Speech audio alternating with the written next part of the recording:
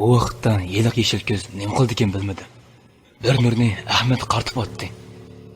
Ahmad ehtiyot qil! Ahmad ovozimizni anglab biz tarafga qarab yugurdi. Burchakka o't armiya! Dedim men va uning yeniga yugurdim. O yeshil nurmi Ahmadga yiqilish bo'lgan bo'lib, men Aralla Ahmadning yeniga o'lgirib berib, uni burchakka tortib oldim. Yeshil nur Ahmadning o'ng qo'lini azroq suraytibdi. Bu nimamdi? Bu badani yordamdiralar ekan. Deb qarab turganimizda olim vaqadi. Asqar! U yugurib kelgach pichoqni bizga otdi. Pichoq yeshil arvoh tegay deganda arvoh yo'qolib ketdi. Pichoq bo'lsa yerga tushib to'plarini to'zitib to'xtab qoldi. Bu qitim mening achchig'im raso keldida "Anangni buzadi nima?" "Hey, Isit, nima ishqim boyam cho'ngildim mamagandimi?" deb o'ylab qoldim. Bu chaqda olim yonimizga keldida, "Sizlarga bir ish bo'lmaganda?" Men uni qarab qo'yib, "Yo'q, bir ish qo'l bo'lmadi. Buzadi qanday ish?" deb Ahmadning qo'lini ko'rsatib, "U maxluqning yeshil nur odamni yarlantiradi ekan" dedi. "Yiliq yeshil ko'zlik narsa zodi nimadi? Men azaldan bunchalik qo'rqinchli narsa ko'rib boqmagan" dedi olimmi. "Menmi ko'rib boqmagan adash. Tez bo'l, Ahmadni o'ylayli. Yiliq yeshil ko'zdan gap qolsa, bizni bu qitim undoq oson qo'yib o'tmaydi. Eng yaxshisi biz tezroq ma'ayli" deb Ahmadni yo'lab bo'lib, Ayso ismi keldi. "Hey, olim, Ayso qani?" dedim men. U oyat botdi" dedi olim duduqlab turib. "Nima dedi? Sen uni qarsa olmamdi. Umi bizdan yaxshi do'stimiz va yaqin birodarimiz-ku." "To'la bishimni og'ritmasan-chi.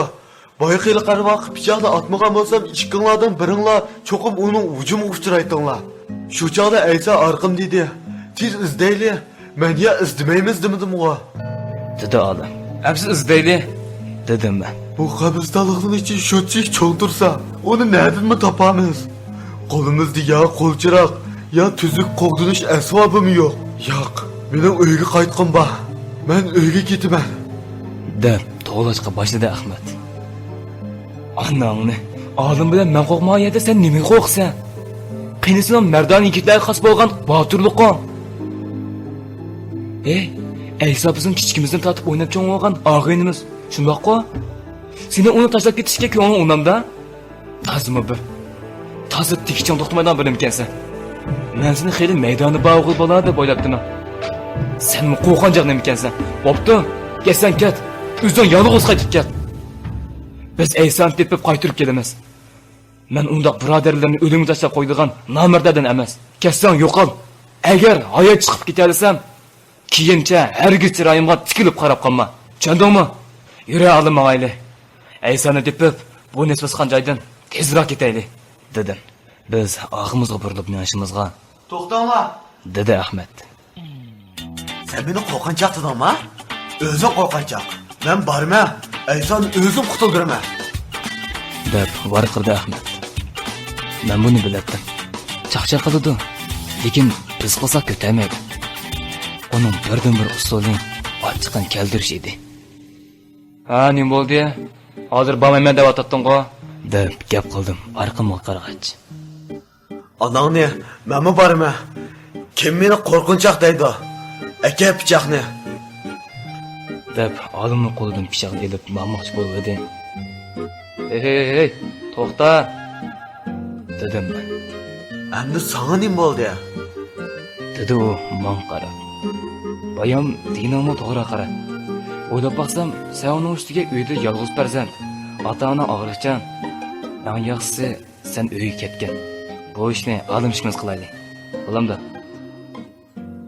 "Sen so'ldek nima demoqchi? Men yolg'iz bola bo'lsam, sen mi yolg'iz bo'laga? To'la taloni chaynamay tez menga. Bo'lmasa Aysoni topolmaymiz.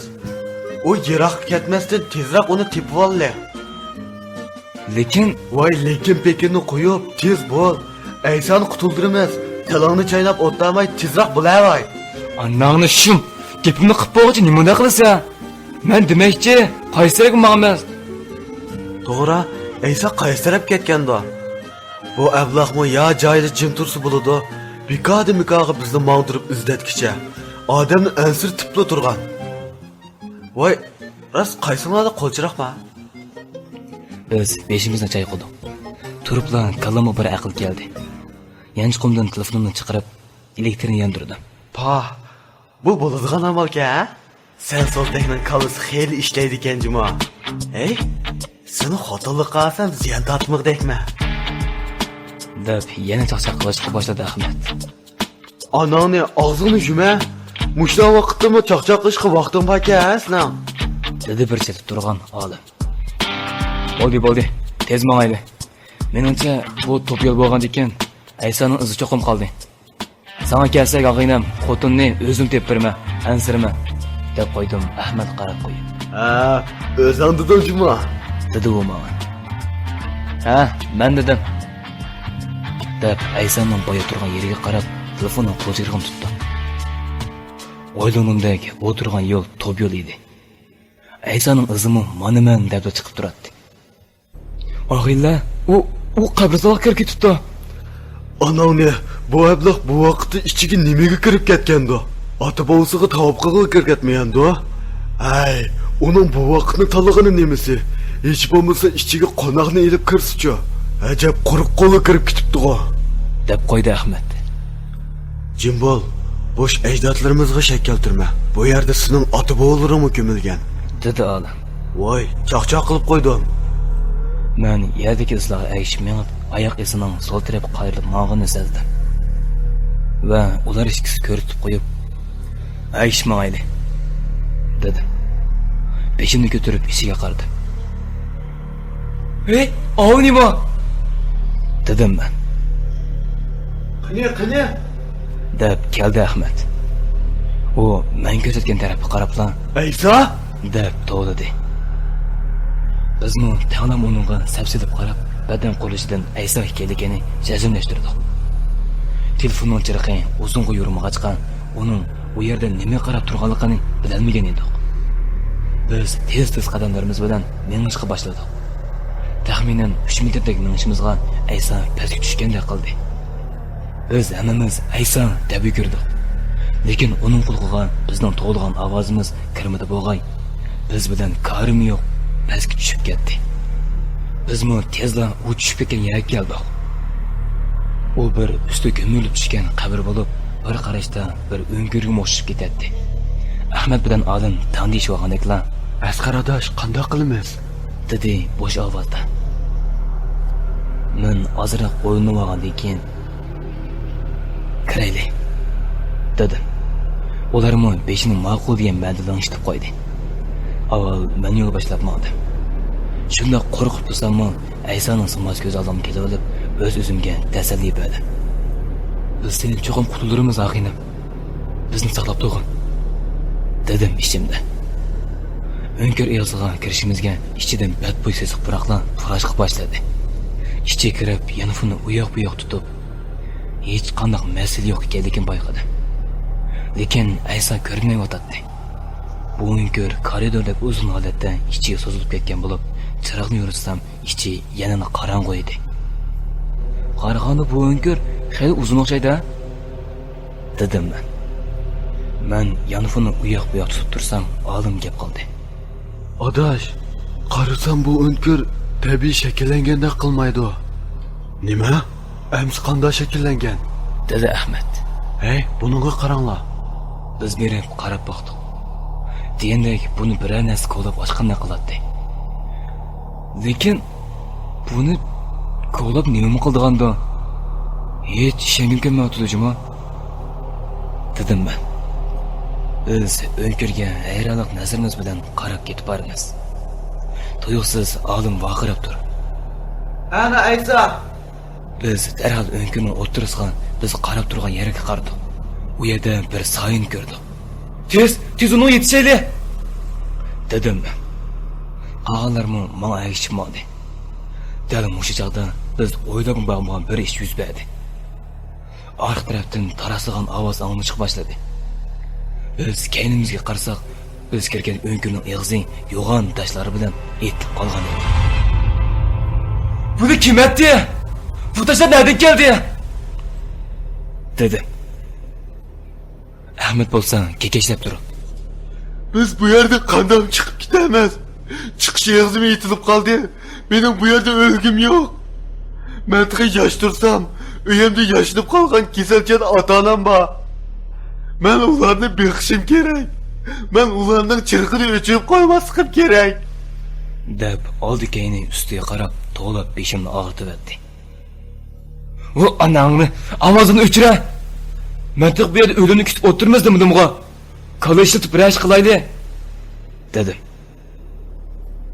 Emsi kanda kılmaz. Senin kanda amalın var. Dedi Ahmet yig'lamsirab turib. Çok jonturib yig'layotgan nima latini. Ey, boya uyanga ket desa unumaysan. Endi nimaga yig'laysan? Endi oldimizga qarab mamaqdan boshqa amal yo'q.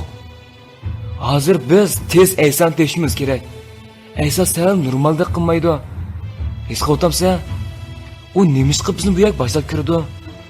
Bunun javobini Aysanni tepib o'zidan javob berishimiz kerak. Dedi. Mako, yığılamay. Lekin benim bu nes baskan joyda bir minut mu turg'uchilikim yo'q. Tezroq amal qilib ketayli. Dedi. Va Hammasi mush Aysanning qilgan yaxshi. Agar u yo'qolib ketmagan bo'lsa, biz bu nes baskan qabristonga kirmagan bo'ldik. Bo'ldi. Hamma unda ko'rishgan bo'lmaydi. Hozir biz tezroq mayli, uni yuturib qo'ymayli yana. dedim men. Shunda qilib biz yo'limizni davom qildik. Lekin Aysanning soyasini ko'rmayotdi. Abla, chatoq bo'ldi. Ayson yuturib qo'ydi. Endi biz uni nima topamiz? Dedim men. Olim so'z qistirib. Mağa baqil yaqini. Shundoq mengotganimizda yaqin arliqdan bir narsaning kushildigan ovoz anlanib qoldi. Hey, oldinglarmi? Oldimiz bir narsa paydo qildi. Dedim. Ahmet bo'lsa, U nimada hamdi? deb gap qistirib qo'ydi. Biz oldimizga borgancha bu ovozning aniq anglashga boshladik. Hey, to'xtanglar, dedim men. Telefonni yurtib qarasam 10% to'xtabdi. Signalni qarasam bir sizliqmi yo'q. Hey, og'inglar, Mening telefonim to'xtamabdi. Sizlar telefondan ilinglar. Mening telefonimni to'kib faqat qolmabdi. Haras olim, hiliqi qo'y boqqan ishlatadigan hiliqi yo'g'on kesak telefonim bormi? Qishini bormi hozir? Dedi. Bumi tezla. Ha, ba, nima bo'ldi? Dedi.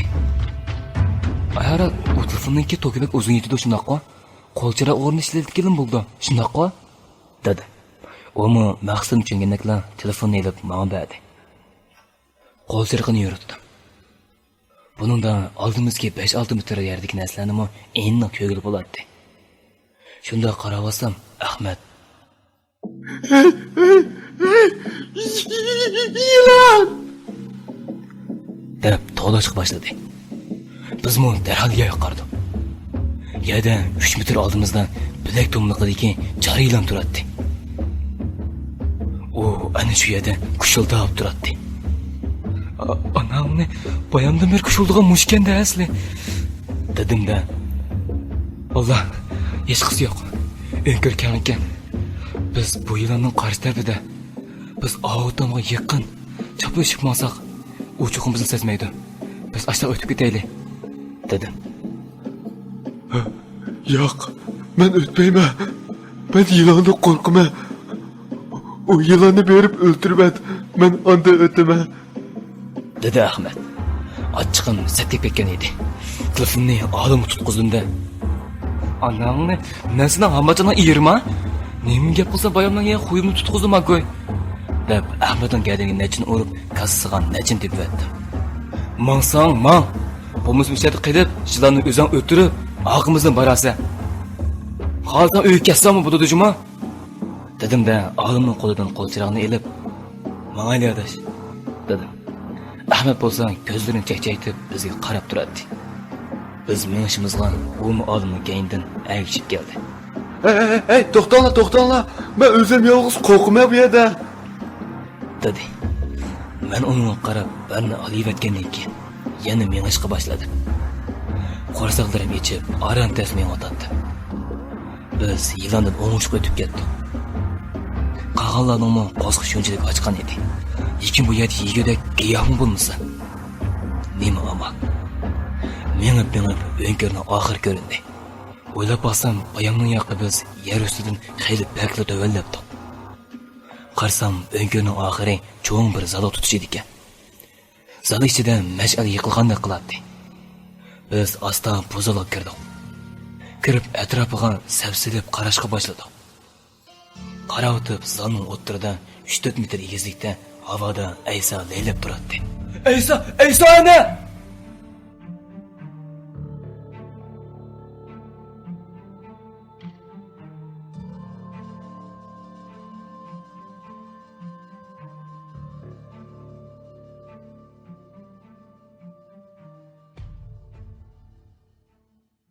Asar vahima